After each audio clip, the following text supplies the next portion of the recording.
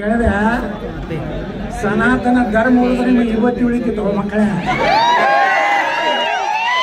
ಸನಾತನ ಧರ್ಮ ಇಲ್ಲ ಅಂದ್ರೆ ಎಲ್ಲರೂ ಗಜ ಬಿಡ್ಕೊಂಡು ಮಸೀದಿಗೆ ಹೋಗ್ಬೇಕಾಗ್ತದೆ. ಲಿಂಗಾಯತರು ಹಿಂದೂಗಳೇ, ವೀರ ಸಾಹೇಬರು ಹಿಂದೂಗಳೇ. ನನಗೆ ಇವತ್ತು ಆಶೀರ್ವಾದ ಮಾಡ್ಯಾರ 3,000 ಮಾಡಿ ಸ್ವಾಮಿಗಳು. ನೀವು ಒಟ್ಟು ನಿಮ್ಮ ಜೀವನ ಪರ್ಯಂತ ಸನಾತನ ಹಿಂದೂ ಧರ್ಮ ಸಲುವಾಗಿ ಹೋರಾಟ ಮಾಡಿ ನಮ್ಮ ಆಶೀರ್ವಾದ ಐತಕ್ಕೆ ಅಂತ ಹೇಳಿದಾರೆ. ಬಂದ್ರೆ ಒಂದಿನ ದಿವಸ ನನಗೆ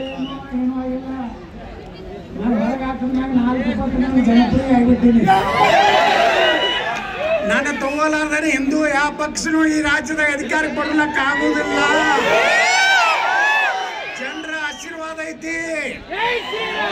ನಾ ಎಲ್ಲೂ ಸ್ಟ್ರೈಕ್ ಮಾಡತ್ತೆ ಯಾರಿಗೂ ಹೇಳಿಲ್ಲ. ನಾ ಇವತ್ತೇನು ಇಷ್ಟು ದೊಡ್ಡ ವ್ಯಕ್ತಿ ಆಗ್ಬೇಕಾದ್ರೆ ನನ್ನಿಂದ ಅಲ್ಲ, ಭಗವಾ ಜಂಡ ಪ್ರಭು ಶ್ರೀರಾಮಚಂದ್ರನ ಆಶೀರ್ವಾದ, ಇವತ್ತು ಛತ್ರಪತಿ ಶಿವಾಜಿ ಮಹಾರಾಜರ ಆಶೀರ್ವಾದ. ನಾ ಎಂತ ಊರಾಗ ಆರಿಸಿ ಬರ್ತೀನಂದ್ರ 2,80,000 ಓಟದಾಗ 1,25,000 ಪಾಕಿಸ್ತಾನ ಅದಾರ. 1,60,000 ನಮ್ಮ ಹಿಂದೂಗಳು ಅದಾರ.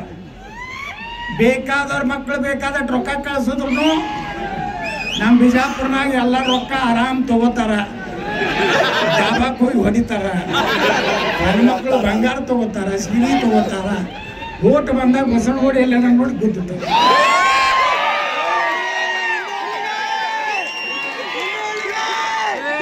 ಅದಕ್ಕೆ ನಾ ಹೇಳಿದೆ, ಜೋ ಹಿಂದೂ ಇದ್ಮೇ ಬಾತ್ ಕರೇಗಾ.